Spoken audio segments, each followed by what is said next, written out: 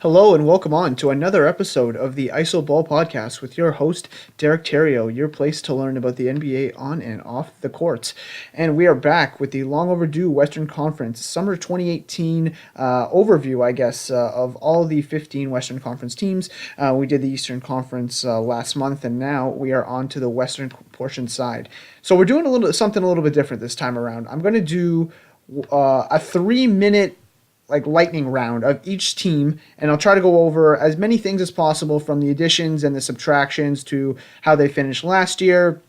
In terms of if they missed the playoff, make the playoffs, what round they went out, a bit about their tax situation, highest earner, and then just a little bit about the team and just as much as I can go in that 3 minute span that we're going to do for each team. So 45 minutes should be about a 50 to 55 minute pod here, and we're going to cover as much about each team in 3 minutes as possible. So we're going to set the timer on my phone for 3 minutes, and we'll talk about each team for then. So starting now with the Dallas Mavericks, their last season record was 24-58, which was 13th in the Western Conference. They finished with an offensive rating of 104.1, which was good for 23rd out of 30 in the NBA, and defensive rating 107.1, which was good for 18th out of 30 in the NBA. And also remember, offensive rating, number of points scored by the offensive team per 100 possessions, defensive rating, number of points given up by that team in 100 possessions. So Dallas missed the playoffs. They are under the tax about 13 million, over by 2.7 million. Again, those cap numbers will be a little bit old for each team in terms of a couple days. So they have their full room exception available. The highest earner on their team currently is Harrison Barnes, making 24.1 million this year, and they could have as much as 60 million in cap space next summer. Moving on to the additions of this team, they added Devin Harris, DeAndre Jordan. We'll just go over some of the major ones. They drafted Luka Doncic, Jalen Brunson, Ray Spalding, Kostas Antetokounmpo. Big losses for them were Seth Curry, Yogi Ferrell, Doug McDermott, and Nerlens Noel. And under contract still for this team is J.J. Barea, Harrison Barnes, Dorian Finney-Smith, Jalen Jones, Maxi Kleber, Wesley Matthews, Salah Mejri, Dirk Nowitzki, Dwight Powell, and Dennis Smith Jr. So this team obviously was not a good team last year. The addition of Luka Doncic was huge for this team. We're going to have to see how he pairs with Dennis Smith Jr., assuming they are going to play together, which you have to think they will. But I'm quite excited for this team, to be honest. If we're being frank, it's clear Mark Cuban wants to win. They went out and got the addition of DeAndre Jordan to show their 2019 potential suitors that, hey, this is a place where you can win. We've got a great young core in the form of Doncic and Smith Jr. And Dallas has always been a great place to play, in my opinion. It's only been as of recent that it seems like players don't want to play there, but you got to believe a great culture, a great organization like the Dallas Mavericks is going to attract free agents next summer, and this will be a big test this summer to see this season to see what they can do and see what they can prove in those two big guys that you've drafted over the last 2 years. So, not to say that there's a lot of pressure on Doncic and Dennis Smith Jr. to have big years, but definitely some pressure to at least prove that they can be pieces going forward in terms of being able to attract one of those elusive 2019 free agents, whether that be Klay Thompson, Jimmy Butler, possibly Kyrie Irving, or possibly another trade suitor. Who knows who could be available, especially around the trade deadline, assuming that they feel that one of those players may not come back for contract reasons or others. So, interesting to see what Dallas does this year. I don't think that they're going to make the playoffs this year, but definitely going to be interesting to see what happens from those two guys. Boom, that was 3 minutes. Now, on to the Denver Nuggets. Starting now. The Denver Nuggets finished 46-36 last season, and they finished ninth. And actually, they lost in their final playoff game to the Minnesota Timberwolves, a thriller, if you remember that one, to miss out on that 8th seed. Their offensive rating last year was 109.6, good for 6th out of 30 in the NBA. Defensive rating 108.8, good for 26th out of 30 in the NBA. Again, they missed the playoffs in the last game of the season. The Nuggets are over the cap by about 17 million, but under the tax by 4.7. We talked a little bit about in the past pods how this team is, really, really does not want to pay the tax, even though it may be a small tax bill, and we'll maybe touch on that a little bit later. Highest earner at this moment is Paul Millsap, making $29.2 million this year.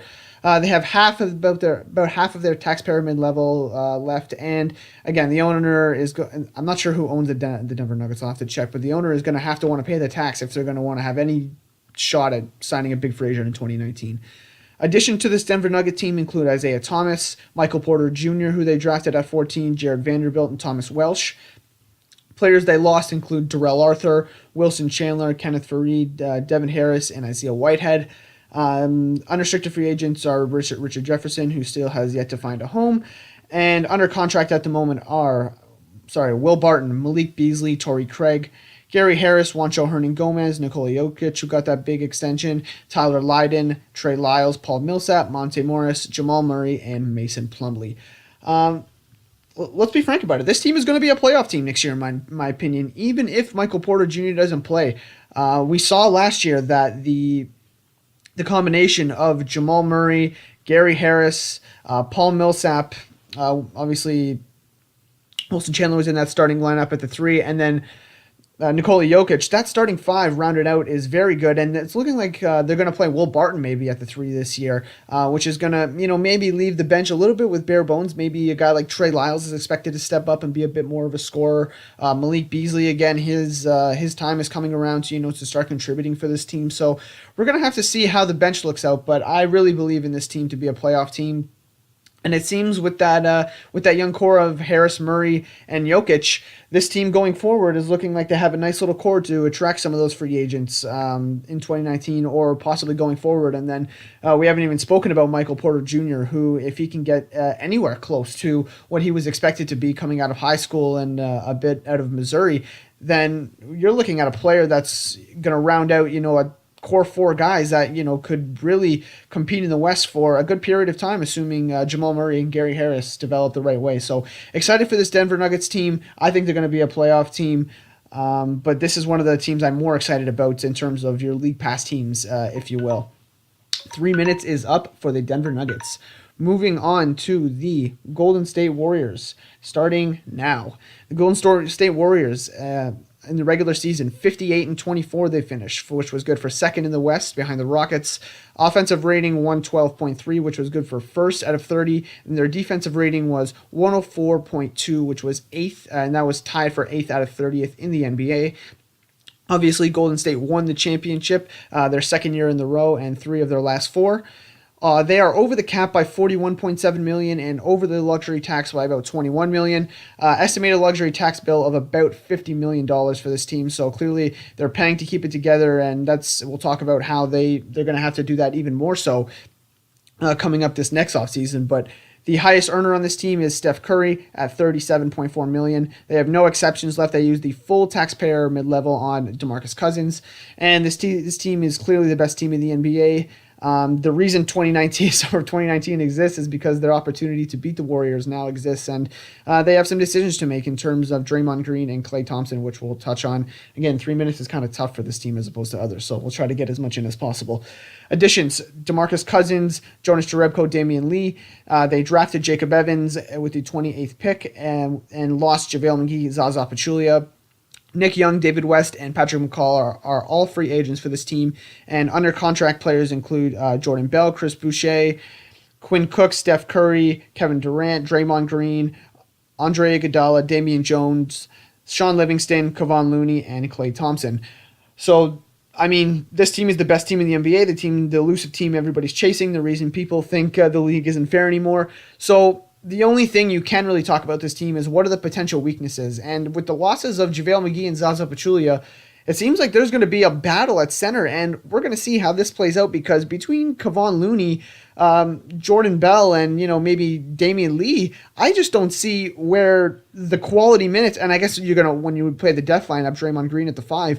I just don't see where the center minutes are going to come for this team, and it's going to be really, really quite difficult for the Warriors to keep a guy on the floor that's not going to be exploited when it counts. Because let's face it, the regular season means nothing to this team at this point. When they get to the Western Conference Finals and the Finals, what's going to count is the teams that are going to exploit the center position, and those players are going to be, your James Hardens, your Chris Pauls, or even your Kyrie Irvings, let's say, if they get to the finals, or possibly a Kawhi Leonard, or somewhere along those lines. Those are the guys that are going to want to exploit that center matchup. And so it's going to be tough for the Warriors to counter that. And then quickly, with it looks like about 15 seconds left, the Warriors are going to have to decide whether or not they're bringing Klay Thompson and Draymond Green back next year. If not, they're going to have to go in a completely different direction. Maybe they bring back one of those guys instead of two, and they let one walk. If I had to guess, I think Klay Thompson is coming back and Draymond Green is leaving. They can get more for him. 3 minutes. That's all you have with the Warriors. Tough to fit that in. Okay, now moving on to the Houston Rockets. 3 minutes, starting now. The Houston Rockets finished with a record of 65-17 last year. They finished first in the NBA in record, let alone the Western Conference. Offensive rating of 112.2 was only 0.1 a hundredth of a point behind the Golden State Warriors for second in the NBA in offensive rating. Defensive rating 103.8 was good for 6 out of 30th. They obviously lost to the Warriors in the Western Conference Finals in 7 games. They are $33 million over the salary cap and $11.2 million over the tax, and I think that's before Melo signed the minimum. I'm not exactly sure. I'll have to check that. The highest earner on this team is actually Chris Paul, not James Harden. Chris Paul is making $35.6 million this year. Still have their full tax pyramid level available if they want to sign somebody in the buyout market mid-season. Same look to this team, it seems, just the losses of Ariza and Bob Moute with a few wrinkles, but they have their core locked up for long term in terms of Harden, Paul, and Capella. Moving forward, they added, obviously, Carmelo Anthony for the minimum, Michael Carter-Williams, and Bruno Caboclo, which is a bit of a recent one. We're probably not going to talk about that because we only have about 2 minutes left, but DeAnthony Melton and Vincent Edwards were also draft picks. Losses of Trevor Ariza, Chinu Onuaku, and Luc Mbah a Moute. Free agents include Tarek Black, Markel Brown, and Joe Johnson. Under contract, we still have Ryan Anderson, Clint Capella, Eric Gordon, Gerald Green, James Harden, RJ Hunter, Aaron Jackson, Nene, Chris Paul, Joe Chi, and PJ Tucker. So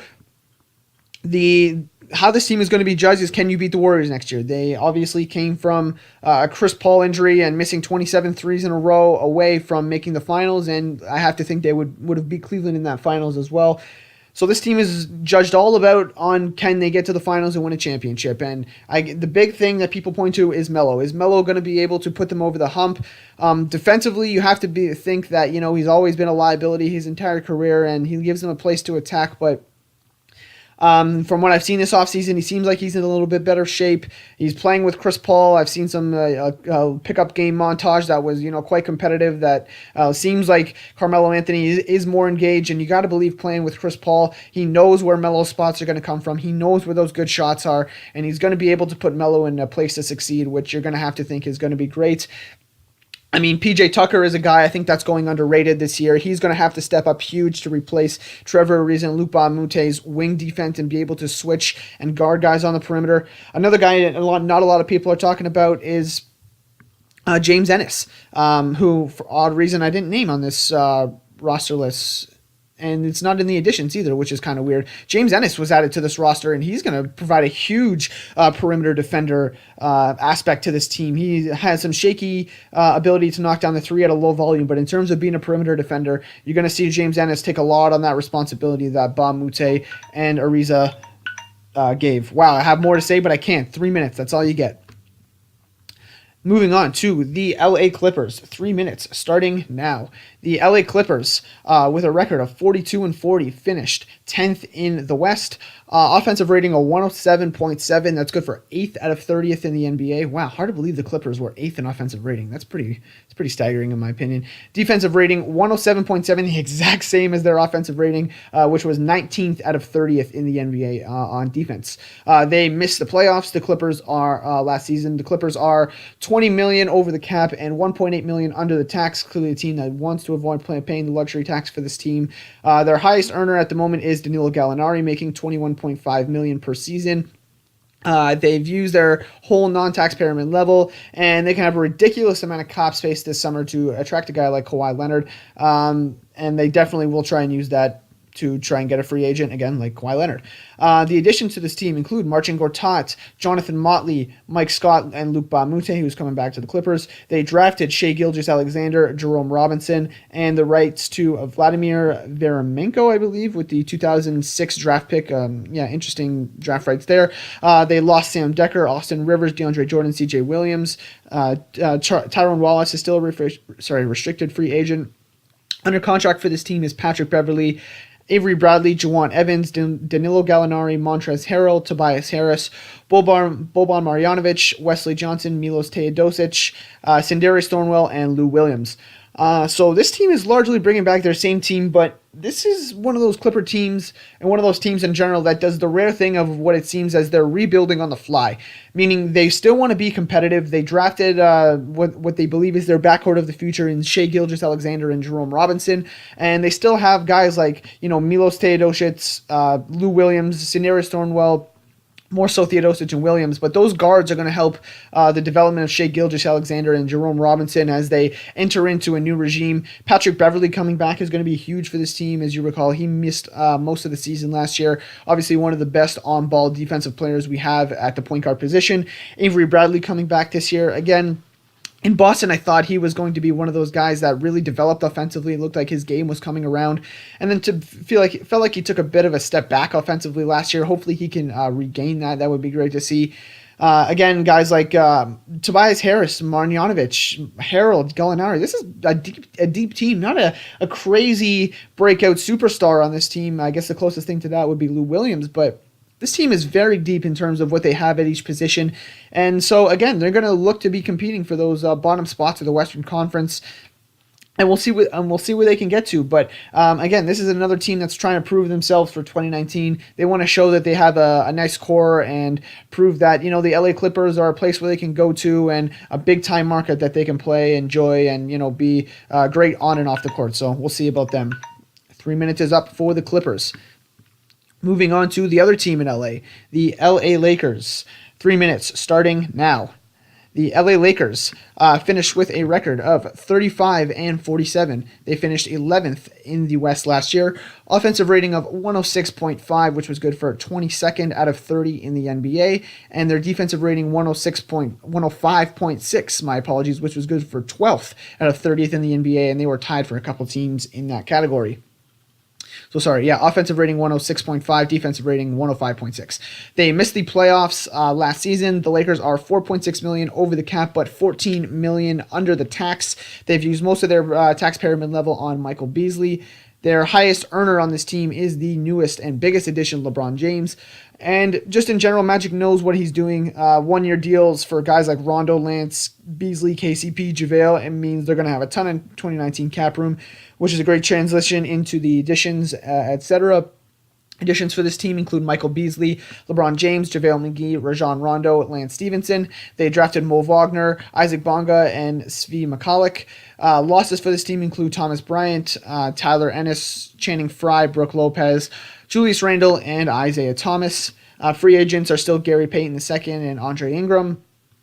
And under contract for this team is Lonzo Ball, KCP, Kentavious Caldwell-Pope, Alex Caruso, Luol Deng, Josh Hart, Brandon Ingram, Kyle Kuzma, Travis Ware, and Ivica Zubac. So, obviously the biggest addition to this team is the one and only LeBron James. He signed a 4-year deal, not the elusive one and done that most of the time he signs. And so the biggest question is that obviously this team at first glance is not a team that looks like is gonna make the finals. Well, at least start with that, or get past the Warriors or even the Rockets for that matter. A lot of interesting personalities. This is definitely the meme team, as they call it, I guess, in the pop culture NBA Twitter sphere, with guys like Michael Beasley, JaVale McGee, Rondo, Lance Stevenson. Those guys are all, a bit of characters, and you wonder how they're going to get along and how LeBron James is going to lead these guys into being a team that's actually going to compete in the Western Conference. Again, guys like Lonzo Ball and Kyle Kuzma are also a bit of characters with their, off-season rapping. You got to believe that leadership from LeBron James is going to be absolutely crucial to bring this team together, to even have them get a chance at competing for, even a deep playoff run, let alone the finals. So 4 years for LeBron James. Clearly, there's a rebuilding strategy. Clearly, there's some 2019 aspirations to get another guy in there like a Klay Thompson, a Jimmy Butler, to kind of round out the last little bit of LeBron's career here, as he, I guess, goes into one of the final stages at 33. Yet he's still the best player in the NBA by a long shot. So, we'll watch, I guess, for that. Is LeBron going to decline at all with this new team? Is he going to, maybe play some of the five? That was a lot of that was going to get talked about. a lot more things to talk about, but 3 minutes is up for the LA Lakers. Now, moving on to the Sorry, the phone's about to die. Okay, we'll plug it in. To the Memphis Grizzlies. 3 minutes starting now. The Memphis Grizzlies finished with a record of 22-60, ugly one. Finished 14th in the West. Their offensive rating was 101.8, good for 27th out of 30 in the NBA. Defensive rating was 108.4, good for 22nd out of 30 in the NBA. And they were tied in that position as well. They obviously missed the playoffs. The Grizz are $20.7 million over the cap, but 1.1 million under the tax. Again, a team that's not going to pay the tax for this mediocre team. Don't blame them. Mike Conley, the highest earner this year, making $30 million.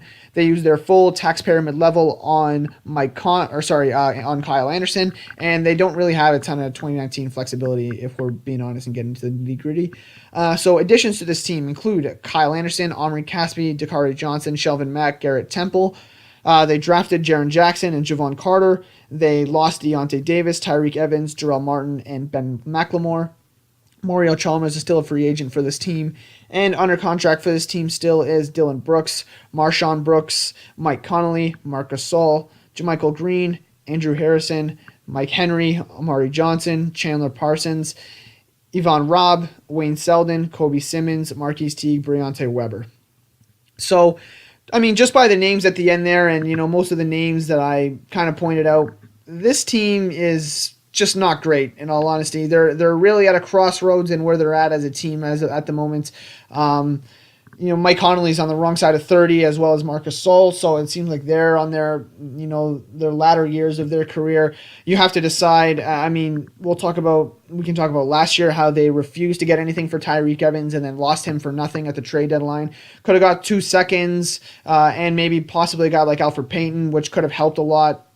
Didn't get anything along those lines, and so they're left with minimal assets. And outside of a couple guys like Dylan Brooks and Jaren Jackson, who looked really good in summer league, this team really needs to unfortunately stay on the path of losing and and just hope that they can get some great talent that's going to build for the future, because at the moment they are devoid of that. And yeah, it's tough to even talk about this team for 3 minutes realistically, because their team is constantly in flux. It doesn't seem like there's anybody on this team that is too good to move on from. And as you can see by guys like Kobe Simmons, Ivan Robb, Marquise Teague, Breonte Weber, they are well over the allotted 15 players, and there's going to be some cutting that needs to be done. Marshawn Brooks looks like a candidate to be cut, and so I guess they're trying out experiments with a lot of these guys just to see who can make the team, who can see if they can find a diamond in the rough. But not a lot going well right now for this Memphis team, and you obviously wish them the best in terms of their future. But a lot to be done and a lot to be decided as they move forward with future seasons. Okay, moving on to the Minnesota Timberwolves. 3 minutes on the clock, starting now. The Minnesota Timberwolves finished 47-35 last year. Finished 8th in the West. Beat out the Nuggets in that last game of the season to get that 8th spot. Offensive rating 110.8 was good for 4th out of 30 in the NBA. Defensive rating 108.4 was 22nd of 30 in the NBA, and they were tied in that spot. They ended their season by losing to the Rockets in the first round. They lost in 5 games. $19.8 million over the cap for this team and just $2 million under the tax. The highest earner currently is Andrew Wiggins, unbelievably at $25 million for this season. They've used most of their non-tax pyramid level, and their goals is they need to re-sign Karl-Anthony Towns and Jimmy Butler. And as I kind of gave a chuckle, it's funny how Wiggins, the worst of the three, was the first and the most to get paid, which was kind of hilarious. So this team added Anthony Tolliver. They drafted Josh Okogie and Keita Bates-Diop. They lost Cole Aldrich and Nemanja Bjelica. Free agents for the team include Aaron Brooks, Anthony Brown, Jamal Crawford, Marcus Georges-Hunt, and Emil Jefferson.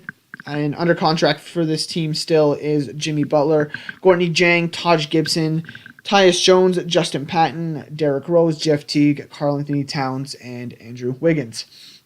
So this team made the playoffs last year for the first time in 20-some-odd years. Great accomplishment. That is good to see that finally, their rookies are translating into a little bit of regular season and I'll leave it at that, just regular season success, because their next step for this team is definitely playoff success. And they have to see whether or not Jimmy Butler is coming back. That's a guy you definitely want to bring back. He's the leader of this team emotionally.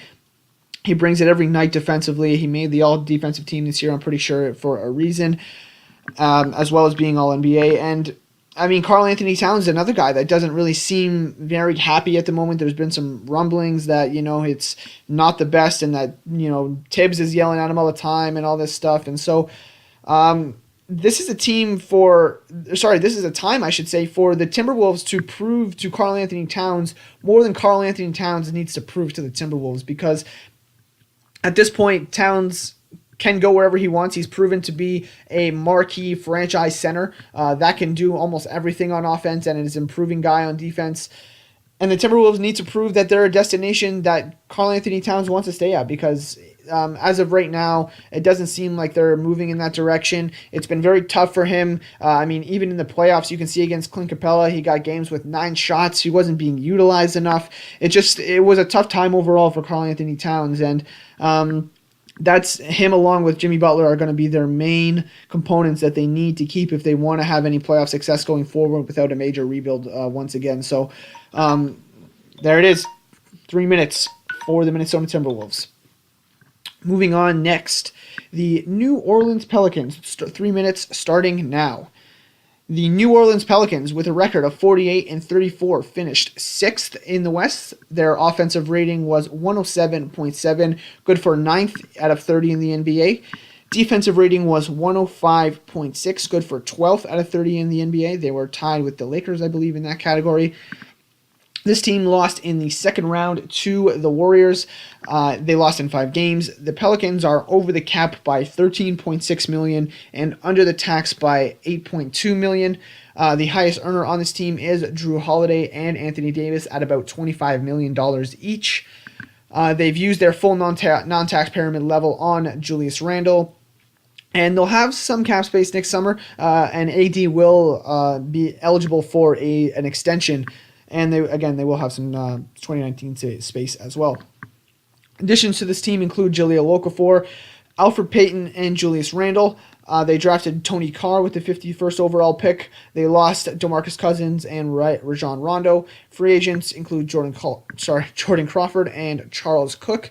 Under contract for this team is still Alexei Ajinça, Jordan Crawford, Ian Clark, Anthony Davis, Cheick Diallo, Larry Drew, Solomon Hill, Jrue Holiday, Frank Jackson, DeAndre Liggins, Darius Miller, Nikola Mirotic, Etuan Moore, and Emeka Okafor. So this team swept the Blazers in the first round of the playoffs, which was a very big step for the Pelicans in a similar situation to the Timberwolves, where they were trying to prove something to Anthony Davis, where they can win with him. This team is building. They will win a playoff series, and that was the first that they won with Anthony Davis at the helm, which was great for him. Now, with that extension coming up, we need to see a little bit more movement with the New Orleans Pelicans here. There needs to be at least a step forward in getting back to that second round. And I believe that that's what the Pelicans want to do this year. I mean, even with the Western Conference being much more competitive, with the addition of LeBron James making the Lakers now a threat, along with most of the other teams staying the same, the Pelicans are going to have to prove to Anthony Davis that they're still willing to compete and they're still going to add and make additions and try to make sure that they stay competitive for the near future. And Jrue Holiday is going to be a big part of that as well. I mean, this is one of the more underrated players, let alone point guards in the NBA at both ends of the floor, offensively and defensively. And he was really cooking Damian Lillard at times and CJ McCollum in the one-on-one matchups in their first round series. So look for Jrue Holiday maybe to take another step forward this year and maybe prove he can be that 1B or that number 2 to the Anthony Davis that will hopefully propel this team and get them to the second round and possibly further. So I believe that's where this team believes they can take themselves. So big year for the New Orleans Pelicans to see what they can do. And guys like Jahlil Okafor, Julius Randle, and Elfrid Payton will also have to show that they're still worth something in this league as well. Cheated a little bit on those extra 4 seconds, my bad. Moving on to the Oklahoma City Thunder, 3 minutes starting now. The Oklahoma City Thunder 48-34 they finished. That was good for 4th in the West. Offensive rating of 107.6 was good for 10th in the NBA. And defensive rating of 104.7 was good for 10th in the NBA as well. So finished top 10 in both categories. Lost in the first round to the Jazz in 6 games. The Thunder are over the cap at the moment by $47 million and over the tax by $25.5 million. Huge bill there. Estimated luxury tax bill of $91.5 million. So that's after they got rid of Carmelo Anthony. That's what they got it down to. Russell Westbrook, the highest earner on this team at $35.5 million, and very, very little flexibility going forward for this team as they're tied up in Adams, Paul George with that new contract he signed this offseason, and Russell Westbrook. Additions to this team, Timothé Luwawu-Cabarrot, Abdel Nader, Nerlens Noel, and Dennis Schroeder. They drafted Hamdou Diallo, Devin Hall, and Kevin Harvey. Losses for this team include Carmelo Anthony, Nick Collison, Dakari Johnson, and Rodney Purvis. Free agents include Corey Brewer, PJ Dozier, Daniel Hamilton, and Josh Eustace. Still under contract for this team, though, is Alex Abrinas, Steven Adams, Ray Felton, Terrence Ferguson, Paul George, Jeremy Grant, Patrick Patterson, Andre Robertson, Kyle Singler, and the obvious Russell Westbrook. So, again, this team lost in the first round to the Jazz last year. Was not a good look for Russell Westbrook and his squad. This team was expected to at least get to that second round and compete with the Houston Rockets to see if they can make it to the conference finals, and that just did not happen. There was, a bit of a poor series from Russell Westbrook in a couple of those earlier games where he got into that personal battle with Ricky Rubio, and then was, and to his credit, was able to carry them a bit down the stretch with, taking a ridiculous amount of shots, but all of those shots were necessary in games 5 and 6, I believe, where Paul George was a little bit lacking down the stretch. I believe he was about 2 of 12 in game 6. So the additions of Dennis Schroeder, Nerlens Noel, Timothé Luwawu-Cabarrot, those guys are going to help a lot. Dennis Schroeder hopefully can replicate that Reggie Jackson role that they had a couple of years ago that was successful for them. TLC, Timothé Luwawu-Cabarrot, is hopefully going to be another wing defender around them as well. But, this team is devoid of shooting, if we're being honest. Alex Abrinas, a guy that can shoot, but is a turnstile on defense. And, outside of that, Terrence Ferguson, Jeremy Grant, Andre Robertson, these guys really can't shoot much. And so you got to wonder where the shooting is going to come from. Russell Westbrook, also not touted as a great shooter, shot 29% from 3 from last year. And outside of Paul George and, maybe Kyle Singler in spots and, maybe Patrick Patterson in spots, this team is really going to be judged on, how well can you shoot the ball and hopefully maintain that defense they got last year now that Robertson is on his way back. Oh my goodness, I need some water. Give me 1 second.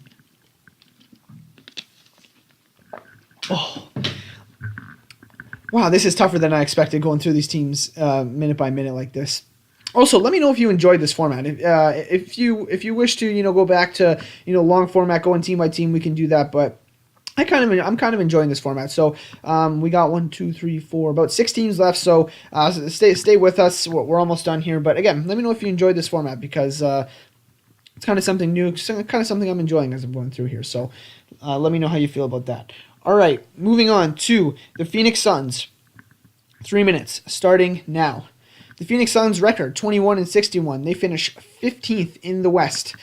Not great. Offensive rating, 100.8. That was last in the entire NBA. And defensive rating, 110.6, was also last in the NBA. They obviously missed the playoffs. They are $130,000 under the cap and $21.8 million under the tax. The highest earner on this team is, surprisingly, Trevor Ariza at $15 million. Booker's extension actually kicks in next year, so just be cognizant of that.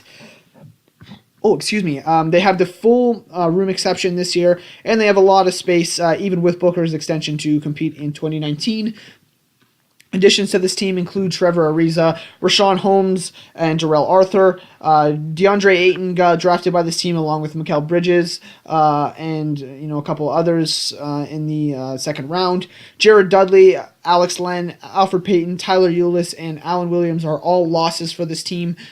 Free agents are Daniel House and Alec Peters. And still under contract for this team is Dragan Bender, Devin Booker, Tyson Chandler, Marquise Chris, Troy Daniels, Shaq Harrison, Josh Jackson, Brandon Knight, Devon Reed, and TJ Warren. So for this Suns team, obviously they were the worst in the NBA last year, but this Suns team is not looking as bad moving forward as their record last year might indicate. Although Trevor Ariza only coming for 1 year, he's going to be a nice veteran addition to be able to play for this team. And I mean, they have some interesting guys here. I mean, obviously you got your core at Devin Booker, Marquise Chris. We'll see what he can get out of him this year. Josh Jackson I was never really too big on, but again, a nice perimeter defender at the very least. Brandon Knight is coming back for this team. That's a guy that was forgotten about, as I believe he tore his ACL before the season even started last year.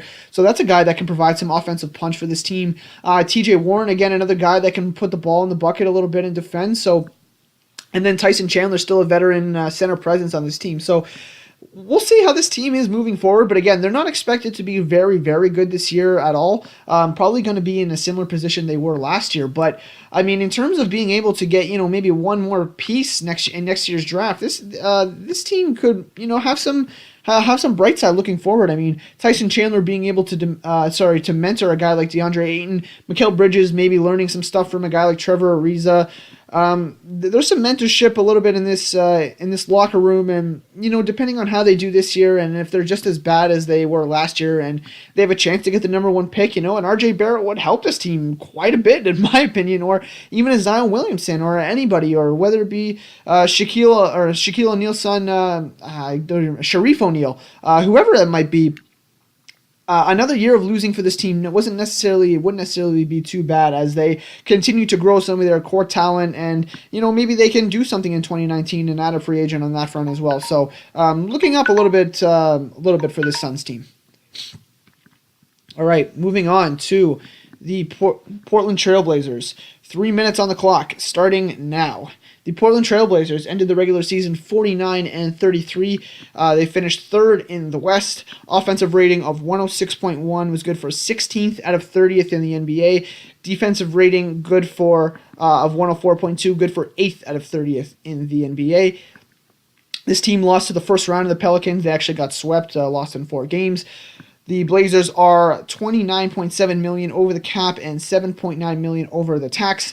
Damian Lillard, congratulations on first-team All-NBA last year, is the highest-paid player on this team at $27.9 million. And they have most of their tax pyramid level left if they want to use some of that. And they're looking at this, a bit of the same position in 2019 in terms of where they're going to be tax-wise, etc. Seth Curry and Nick Stauskas were additions to this team, along with the drafting of Anfernee Simons and Gary Trent Jr. Pat Connaughton, Ed Davis, Shabazz Napier, and Georgios Papagiannis were all losses for this team.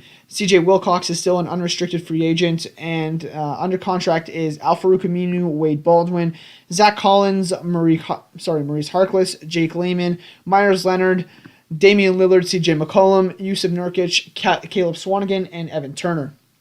So this team, again, has their core locked up now. Long-term contracts for Damian Lillard, CJ McCollum, and Yusuf Nurkic have all been signed. So they do have their core going forward, but a disappointing end last season for this team. I mean, losing in 4 games to a team they should have definitely been competitive with in the New Orleans Pelicans was a disappointing loss of the season, and Damian Lillard was clearly having troubles in the playoffs, getting his shot off. The traps were coming to him, and the Blazers were unequipped to deal with said traps. And CJ McCollum, I think, had only 1 or 2 big games in that series, but again, was largely ineffective as well. And so you got to believe that Portland really took this offseason to think a lot about what is going to be good for this team going forward and how they can, take that next step. I mean, again, I can't stress enough that getting swept in the first round for this team is just simply not good enough. Hopefully the additions of Seth Curry will add some backup point guard play, even though Shabazz Napier did a decent job last year for them.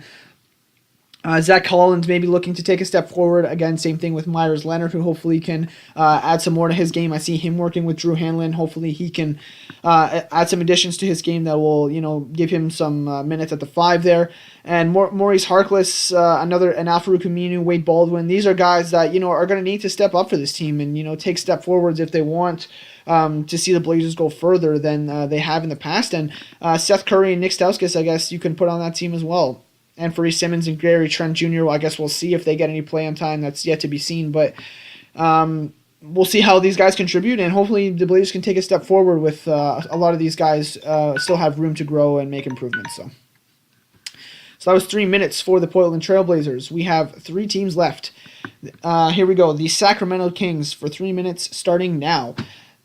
The Sacramento Kings, 27-55, finished 12th in the West last season. Offensive rating of 101.1 was good for 29th out of 30th, and the defensive rating of 109 flat was good for 27th out of 30th in the NBA. This team missed the playoffs, obviously. Kings are 11 million under the cap and 31 million under the tax as well. So lots of cap and tax room for this team. Zach Randolph is the highest paid player at just 11.6 million. Wow, unbelievable. Have the full room level, mid-level exception available, and just a ridiculous amount of cap space in 2019. But we'll see if they're an attractive destination to go to. I mean, that's a question to be answered as well. So we'll see how they are on that front. Additions to this team include Nemanja Bjelica, Yogi Ferrell, Ben McLemore, and Deontay Davis. They drafted Marvin Bagley III. They've lost Vince Carter, Garrett Temple, and Bruno Caboclo, who they had briefly. Jack Cooley, Jakar Sampson are also free agents for this team. And still under contract, Bojan Bogdanovic, Willie Cauley-Stein, De'Aaron Fox, Harry Giles, Niles Hayes, Buddy Hield, Justin Jackson, Kostas Koufos, my apologies, Skal Labissiere, Frank Mason, Zach Randolph, and Iman Shumpert. So for this team, they have a lot of 4-5s. I mean, between Willie Cauley-Stein, Harry Giles, Nigel Hayes, Zach Randolph, Skal Labissiere, Kostas Koufos. So many guys at that position, and Marvin Bagley, an influx of guys. But I just want to touch on Marvin Bagley. I mean, a lot of people are having questions about whether Marvin Bagley is going to be a guy that's going to fit the modern NBA. I'm big on Marvin Bagley. I really do think that this guy is going to be a big-time contributor for the Sacramento Kings in the coming years. I love his offensive game. I think it's underrated. The only thing I don't like is the fact that he can't go right at the moment. Anytime you force him to go left, he's going to be able to get his, but he's got some trouble going right, and I think he's going to be able to correct that offensively. So I'm not too worried there. Defensively, I thought he looked a little bit better than advertised in Summer League. He was definitely able to block shots and be able to get into position to make some defensive plays. And so overall, just on Bagley, I think he's got the face-up game in the mid-post. He's got the ability to, shoot it from 3 respectably, where you have to go and close out to him from there. And he's just a tenacious rebounder on both ends. So I believe he's going to be a great addition for this team. We'll see what we can get out of De'Aaron Fox and Buddy Hield. I think Buddy Hield is primed to take a step forward this year, doing a lot of work at the Rico Hines basketball pickup games. You see him really developing his game from there, which is great to see. And De'Aaron Fox looks to take a step forward this year as well. So there is some hope for the Sacramento team, assuming some guys can take a step forward. I mean, you can throw Labissiere, Skal, and Frank Mason in there. Oh, that's it. Whoops. I expected to go, less time for the Sacramento Kings than that. I expected to I expected to run out of things to talk about, but I guess I didn't. That was kind of interesting. So, all right, 2 teams left. San Antonio Spurs are first. 3 minutes on the clock, starting now. San Antonio Spurs finished 47-35, finished 7th in the West. Offensive rating 105.5 was good for 17th out of 30 in the NBA, and their defensive rating was 102.4. That was good for 4th out of 30 in the NBA. So still a defensive juggernaut, no matter what team Pop seems to put on the floor. Lost in the first round to the Warriors in 5 games. The Spurs are $15.2 million over the cap, 6.5 million under the tax.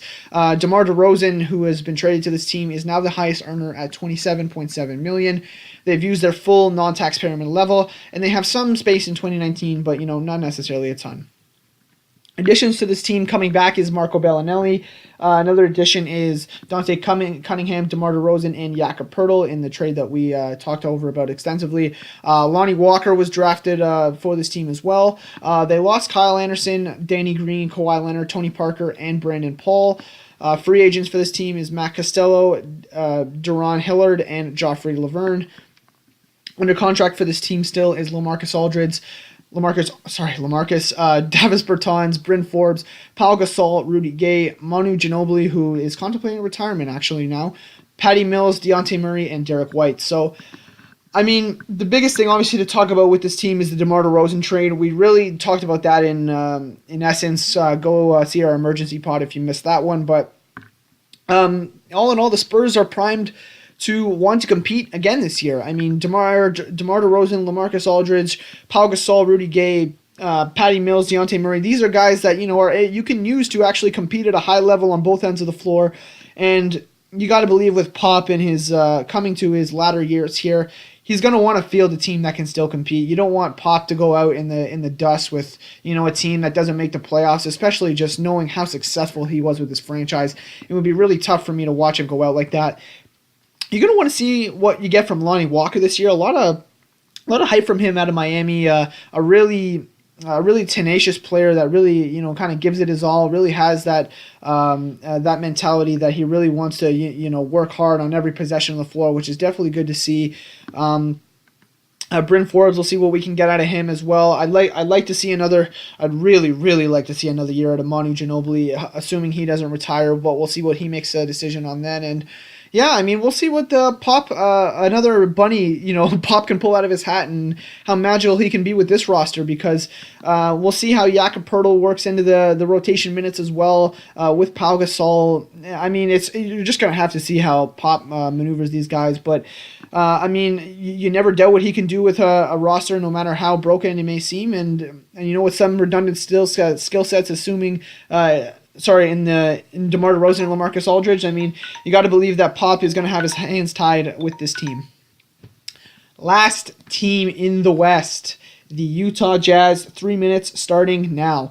The Utah Jazz are 48-34. They finished 5th in the Western Conference. Offensive rating of 106.2. That was good for 15th out of 30. Defensive rating 101.6 was good for 2nd out of 30 in the NBA. This team finished their season by losing in the second round to Houston in 5 games. The Jazz are $16.3 million over the cap and $4.8 million under the tax. Rudy Gobert is the highest player on this team at highest paid player on this team at $22.7 million. They have their full non-taxpayer mid-level available and could have some real space in 2019 and also have a nice core going forward, as we're going to outline in a second. So they added Jarius Lyles, drafted Grayson Allen. They lost Jonas Jerebko and David Stockton.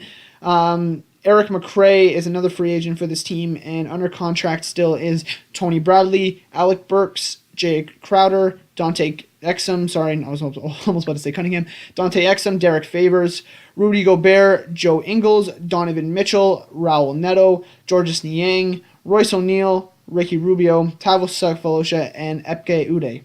So this Jazz team was super good last year, and I mean, it's crazy to see how this team has really come together with the addition of Donovan Mitchell's breakout rookie year last year. This team is primed to have a great, future going forward. And I mean, it's crazy to see with one player like Donovan Mitchell how it can change the face of your franchise so quickly. And between him and the defensive stud that Rudy Gobert is, this team has 2 very nice guys going forward, along with some nice role players and guys like Royce O'Neal and Dante Exum and Derek Favors, who's coming back. Like, these guys are also nice additions to this team, and we'll see what we get out of Grayson Allen as well. But, I mean, this team has been absolutely, kind of underrated, it seems. But this team's continued to strive under Quinn Snyder defensively. They're clearly defensive juggernauts. They play the right way on offense and defense. Quinn Snyder has this team running like a well-oiled machine. And it's great for them to watch. It seems like the stigma has been that Jazz basketball seems to be boring basketball. But when you really see how well coached this team is and how they're using the star power of guys like Mitchell and Gobert and how they're putting them in the right positions to succeed, and at the same time kind of letting them find themselves in the league. And it's really been a joy to watch, to be honest. And again, this Jazz team is one of those teams that not everybody enjoys watching, but me, when you take everything into account, it's really great to see what they can do. I would like to see what this team does in 2019, whether they actually do decide to go out and compete and try to get some talent to add to this core, or whether or not they want to, try to continue drafting some talent. But it seems like this team is primed to go out and get a good free agent, and I'd like to see who they can attract with their 2019 space, if anybody, and we'll see who they can get. So that concludes the pod. Wow, that was quite an interesting exercise. Again, went through all 30 teams. All 15. Well, we went through all 30 teams in 2 podcasts, but 15 teams in the West. We did each in 3 minutes. And yeah, and that was a great little exercise. Hope you guys enjoyed that. Again, feel free to give feedback. Feel free to let me know what you think of this format. If you'd like, if you think I missed any critical points in those 3 minutes, I probably should have touched on instead of other topics. Let me know as well. I live off your feedback, so please feel free to let me know how you thought of the pod. And again, we'll see you in good time. Thanks for listening, and we'll see you soon. Thanks.